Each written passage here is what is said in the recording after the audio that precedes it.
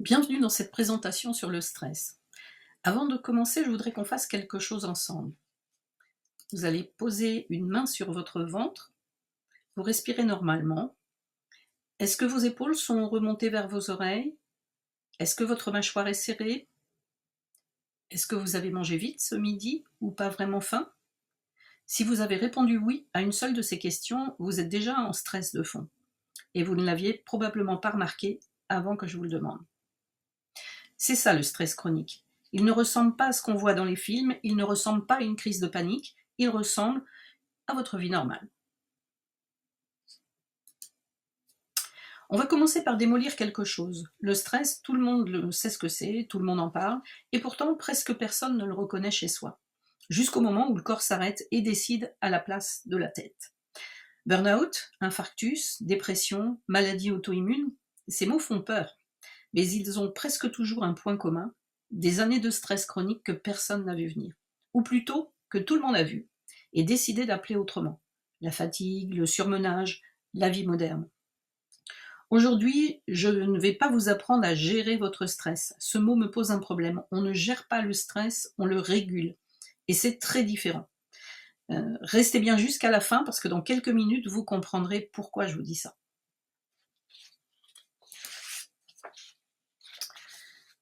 Pour ceux qui ne me connaissent pas, je suis Elisabeth Johain-Amourette, j'ai été dentiste pendant 35 ans, je suis maintenant retraitée du dentaire, je suis aussi diplômée en toxicologie et j'exerce maintenant comme thérapeute intégrative, c'est-à-dire que j'utilise aussi bien la médecine classique que les thérapies alternatives.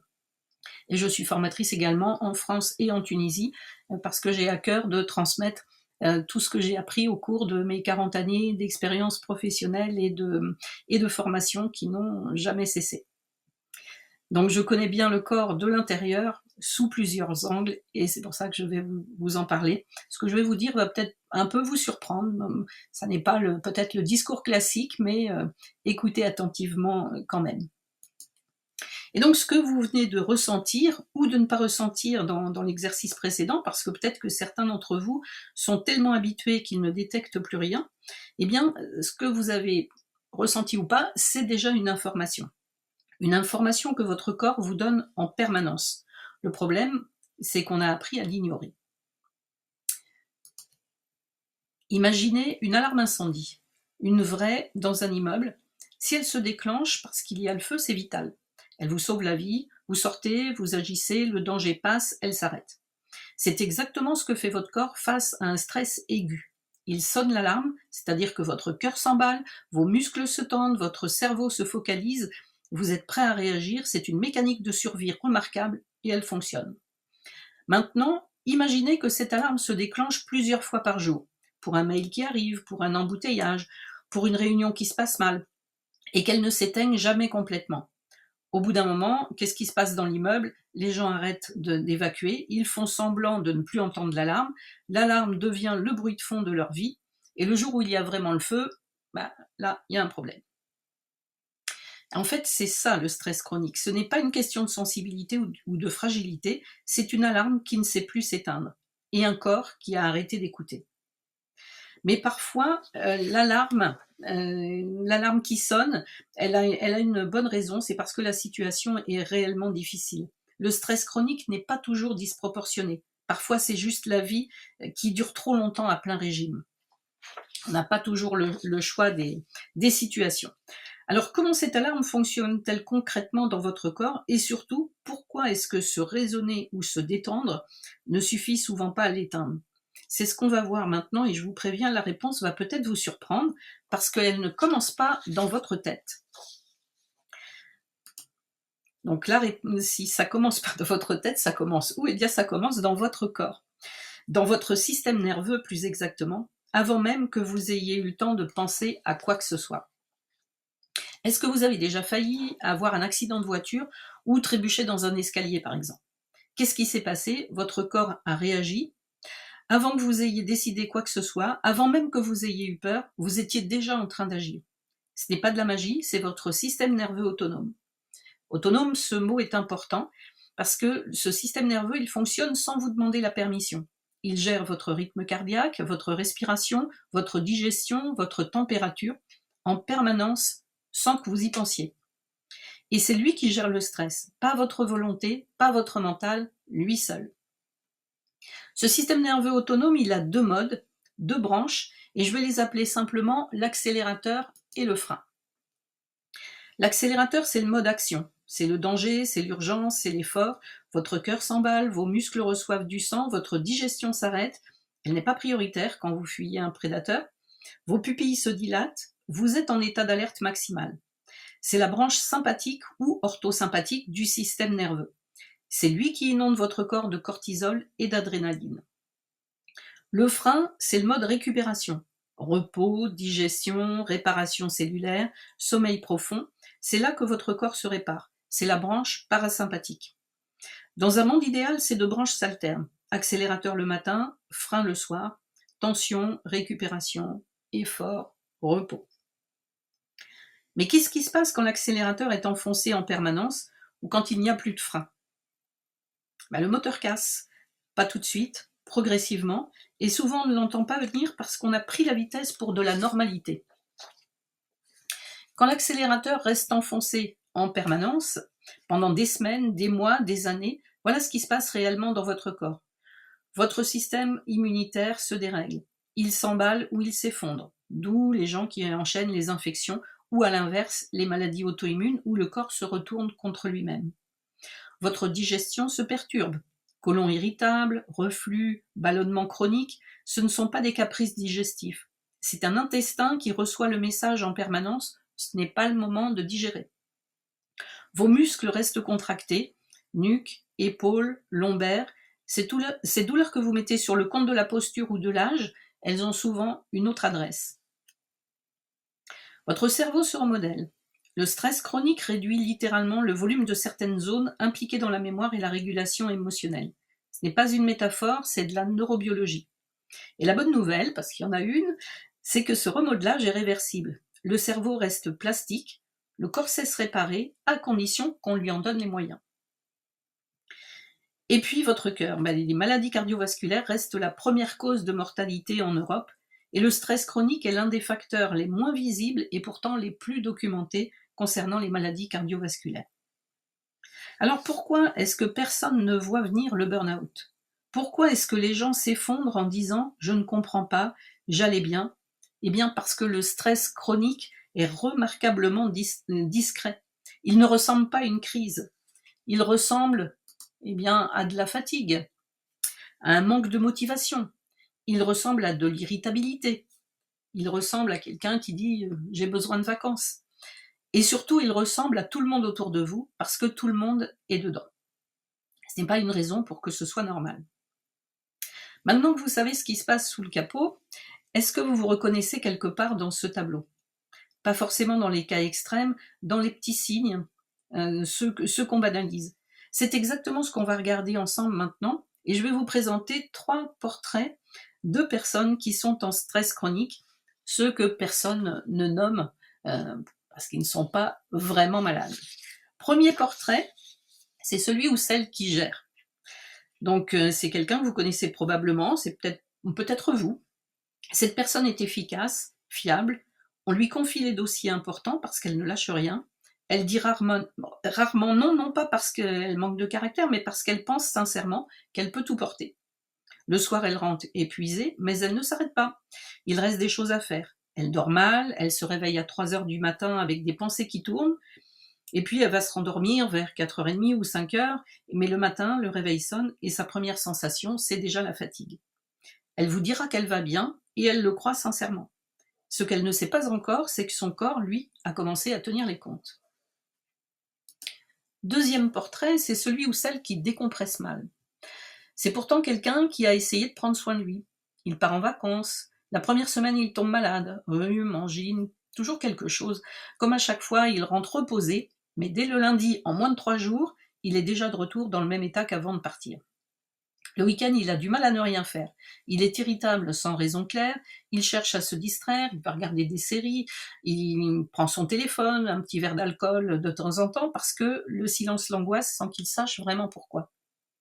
Ce n'est pas un manque de discipline, c'est un système nerveux qui ne sait plus comment activer le frein, qui a oublié à quoi ressemble le vrai repos. Et troisième portrait, c'est celui qui est le plus difficile à repérer, c'est celui ou celle qui tient encore. Cette personne ne se plaint pas, elle a des douleurs chroniques, le dos, la nuque, les mâchoires serrées la nuit, mais elle les attribue à l'âge, à la posture ou au canapé trop mou. Elle a des problèmes digestifs récurrents, mais c'est comme ça depuis longtemps. Elle est moins patiente qu'avant, moins enthousiaste, mais elle appelle ça le réalisme. Ce qui a changé, c'est qu'elle ne se souvient plus vraiment de quand elle s'est sentie légère, vraiment légère, sans cette espèce de fond sonore de tension qui accompagne ses journées. Elle ne pense pas être stressée, elle pense juste que c'est la vie. Voilà.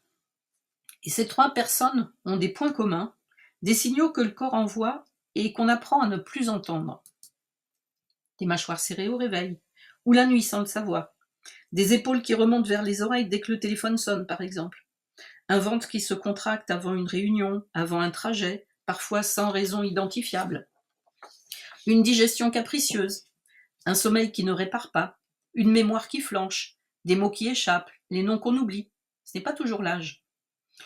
Et cette chose étrange, être épuisé et ne pas pouvoir dormir. Être à bout et ne pas pouvoir s'arrêter. Comme si le corps avait perdu le bouton off. Et maintenant, je vais vous dire un petit mot sur le burn-out. Parce qu'il est partout et souvent mal compris. Donc le burn-out, ce n'est pas une dépression, ce n'est pas non plus une faiblesse. C'est l'étape finale d'un stress chronique non régulé, le moment où le corps dit stop parce que personne d'autre ne l'a dit avant lui. Et contrairement à ce qu'on croit, ce ne sont pas les moins engagés qui s'effondrent. Ce sont souvent les plus investis, les plus consciencieux, les plus debout, les plus perfectionnistes aussi, on dira. Alors, est-ce que vous vous êtes reconnu dans l'un de ces portraits? Pas besoin de répondre à voix haute, notez-le quelque part, dans un coin de votre tête, parce que cette reconnaissance, c'est le début de quelque chose. Maintenant, vous savez à quoi ça ressemble de l'extérieur, mais ce que la plupart des gens ne comprennent pas, et c'est là que ça devient vraiment intéressant, c'est ce qui se passe à l'intérieur. Pourquoi est-ce que certains jours, vous pouvez encaisser beaucoup, et d'autres jours, une toute petite chose vous fait exploser ou vous effondrer? Il y a une réponse précise à cette question, et elle va changer la façon dont vous vous regardez. Nous allons parler de la fenêtre de tolérance. Imaginez une fenêtre, pas une fenêtre de maison, une fenêtre de fonctionnement, une zone. En haut de cette zone, c'est l'hyperactivation. C'est quand vous êtes à cran, agité, irritable, le cœur qui s'emballe, les pensées qui s'emballent, les réactions disproportionnées. Vous criez pour un rien, vous ne dormez pas, vous êtes dans l'urgence permanente, même quand il n'y a pas d'urgence. En bas de cette zone, c'est l'hypoactivation. C'est l'autre extrême. L'engourdissement, la fatigue profonde qui ne passe pas, l'envie de ne rien faire, de disparaître un peu, le sentiment d'être à côté de soi. Certains appellent ça la dépression, parfois c'est ça, parfois c'est juste un système nerveux épuisé qui a coupé le courant pour survivre. Et entre les deux, il y a cette fameuse fenêtre. C'est la zone où vous pouvez penser clairement, ressentir sans être débordé, réagir de manière proportionnée, être présent. C'est là que la vie est vivable. C'est là que vous apprenez, que vous vous connectez aux autres, que vous prenez de bonnes décisions. Le stress aigu, ponctuel, résolu, vous sort brièvement de cette fenêtre vers le haut, puis vous revenez. C'est normal, c'est même sain. Le stress chronique, lui, il fait quelque chose de différent. Il va rétrécir la fenêtre. Au fil du temps, au fil des semaines, sans récupération vraie, la zone où vous fonctionniez bien devient de plus en plus étroite. Il faut de moins en moins pour vous en faire sortir. Une remarque anodine, un imprévu mineur, le bruit d'une notification, et vous vous demandez pourquoi vous réagissez comme ça. Pourquoi vous n'êtes plus comme avant? Pourquoi vous êtes devenu si fragile, pensez-vous? Vous n'êtes pas fragile. Votre fenêtre s'est rétrécie, ce n'est pas la même chose. Quand vous êtes sorti de votre fenêtre vers le haut ou vers le bas, votre cerveau rationnel est mis hors jeu. Pas affaibli, pas hors service, hors jeu. Comme un arbitre qu'on a expulsé du terrain. La zone du cerveau qui analyse, qui relativise, qui dit du calme, ce n'est pas si grave, elle fonctionne très bien quand vous êtes dans votre fenêtre, mais quand vous en êtes sorti, c'est une autre partie du cerveau qui prend le contrôle. Une partie plus ancienne, plus rapide et totalement imperméable aux arguments logiques. C'est pour ça que vous savez que vous devriez vous calmer et que vous n'y arrivez pas. C'est pour ça que vous savez que cette situation n'est pas une catastrophe et que votre corps, lui, il réagit comme si c'en était une. Ce n'est pas un manque de volonté, c'est de la neurobiologie. Et ça, c'est une très bonne nouvelle, parce que si ce n'est pas un problème de volonté, alors la solution non plus n'est pas dans la volonté. Elle est ailleurs, et c'est ailleurs, c'est le corps. Alors, qu'est-ce qu'on fait avec tout ça? Pas des solutions miracles, je ne crois pas aux solutions miracles, et vous non plus, je pense, mais des leviers réels, validés, des choses qui agissent directement sur ce système nerveux dont on vient de parler. Pas autour, pas malgré lui, avec lui. Et pour commencer, je vais vous demander de faire quelque chose maintenant, ici, ensemble, parce qu'expliquer la régulation nerveuse sans la faire vivre, c'est comme décrire la natation sans jamais aller dans l'eau. Mais avant de vous parler de ce qui marche, je veux vous dire ce qui ne marche pas pour vous décourager, mais pour qu'on arrête de perdre du temps et de l'énergie sur des fausses pistes. Ce qui ne marche pas, c'est d'abord la volonté. Je vais me forcer à me détendre. Vous venez de comprendre pourquoi c'est une impasse. Quand vous êtes sorti de votre fenêtre, la volonté n'a plus accès au système nerveux. C'est comme essayer d'éteindre un incendie avec une feuille de papier. Les vacances ensuite, elles sont nécessaires mais pas suffisantes. 2 semaines de plage ne réparent pas 6 mois de système nerveux en surchauffe. Elles reportent. Et vous avez vu ce que ça donne, le retour au bureau, 3 jours, et c'est comme si vous n'étiez jamais parti. Pensée positive, je vais être direct, cette injonction peut faire du mal. Elle ne s'adresse qu'au cerveau cortical, le même qui est hors jeu quand vous en avez le plus besoin. Et elle ajoute une couche de culpabilité. Non seulement vous êtes stressé, mais en plus vous n'arrivez pas à voir le bon côté des choses. Ce dont votre système nerveux a besoin, ce n'est pas d'optimisme, c'est de signaux de sécurité. Et ces signaux, votre corps sait les produire. Et on va le faire maintenant. Donc je vais vous demander de faire quelque chose d'inhabituel dans une conférence. Vous allez poser vos téléphones, vous allez vous installer confortablement, le dos bien calé, les pieds à plat sur le sol si possible, et puis vous fermez les yeux si vous vous sentez à l'aise pour le faire. Et ce qu'on va faire, ça s'appelle la cohérence cardiaque. 3 mots compliqués pour quelque chose en fait de très simple. On va envoyer un signal de sécurité à votre système nerveux directement en contournant le mental. Le canal qu'on va utiliser, c'est la respiration, parce que c'est le seul paramètre du système nerveux autonome que vous contrôlez consciemment. Votre rythme cardiaque, vous ne pouvez pas le décider. Votre digestion non plus. Mais votre souffle, oui. Et par le souffle, vous avez accès à tout le reste. Donc, on inspire lentement par le nez. Je compte jusqu'à 5. 1, 2, 3, 4, 5. Et on expire lentement par la bouche ou par le nez. 1, 2, 3, 4, 5. C'est tout. 5 secondes dedans, 5 secondes dehors. On recommence. 1, 2, 3, 4, 5. Et on expire. 1, 2, 3, 4, 5. Encore une fois, on inspire. 1, 2, 3, 4, 5. Et on expire. 1, 2, 3, 4, 5. Alors, on vient de faire cet exercice sur un temps relativement court. En principe, quand on fait de la cohérence cardiaque, il faut le faire matin, midi et soir pendant 5 minutes à chaque fois. Et je ne sais pas si vous sentez que quelque chose a changé, peut-être rien encore parce qu'on n'a pas fait très très longtemps. Bon, c'est normal. Peut-être une légère détente dans les épaules, peut-être un bâillement aussi qui a pu arriver, et ça c'est le signe que le système parasympathique est en train de s'activer. C'est exactement ce qu'on cherche. Donc vous pourrez le faire chez vous, vous pouvez trouver des tutos sur YouTube par exemple qui vont vous guider. Vous allez dans YouTube et vous tapez cohérence cardiaque et vous trouverez des séquences de 5 minutes pour vous aider à faire cette cohérence cardiaque. Et donc, ce que vous venez de faire là en quelques minutes, c'est mesurable. Votre variabilité cardiaque vient de s'améliorer, votre cortisol commence à baisser. Ce n'est pas de la relaxation douce, c'est de la physiologie. 3 fois par jour, 5 minutes, matin, midi, soir, c'est le protocole de base. Pas besoin d'application, pas besoin de matériel, juste ça. Est-ce que ça règle le stress chronique à lui seul? Non. Mais c'est un levier direct sur votre système nerveux autonome et c'est à votre disposition maintenant, partout, gratuitement. C'est quelque chose que vous pouvez faire aussi quand vous avez un stress qui arrive dans une journée. Pensez à faire cette respiration. Maintenant, il y a d'autres leviers aussi. Il y en a un, c'est le mouvement. Donc pas le sport comme performance, mais le mouvement comme régulation. Vous pouvez marcher, vous pouvez danser dans votre cuisine, secouer les mains et les bras aussi, littéralement, hein, vous simplement secouez votre corps. Votre système nerveux stocke la tension dans le corps et le mouvement la libère. C'est pour ça qu'après une bonne marche, vous pensez différemment, pas parce que vous avez aéré votre tête, mais parce que vous avez libéré votre corps.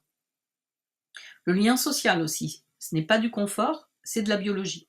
Être en présence d'une personne en qui vous avez confiance, voir son visage, entendre sa voix, ça active directement le nerf vague, qui est la grande autoroute de votre système parasympathique. Le lien social est un régulateur nerveux aussi puissant que la respiration. Ce qui explique pourquoi l'isolement tue, littéralement, et pourquoi un coup de téléphone à quelqu'un qu'on aime peut changer la physiologie d'une journée. Le sommeil aussi. Je ne vais pas vous dire de dormir 8 heures, vous savez déjà que c'est important. Je vais vous dire autre chose. Le sommeil n'est pas une conséquence du bien-être, c'est une condition. Vous ne pouvez pas réguler votre stress de façon durable avec un sommeil chroniquement dégradé. Tout le reste, la respiration, le mouvement, le lien social, fonctionne 2 fois moins bien quand vous dormez mal.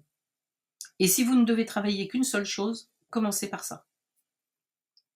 Et puis toujours, pensez le corps avant le mental. C'est le plus contre-intuitif peut-être, mais quand vous êtes en stress chronique, la tentation est de chercher des réponses dans votre tête, d'analyser, de comprendre pourquoi. C'est utile, mais pas en premier. En premier, descendez dans le corps, sentez vos pieds sur le sol, posez une main sur votre sternum, respirez, revenez dans la fenêtre, et ensuite seulement pensez.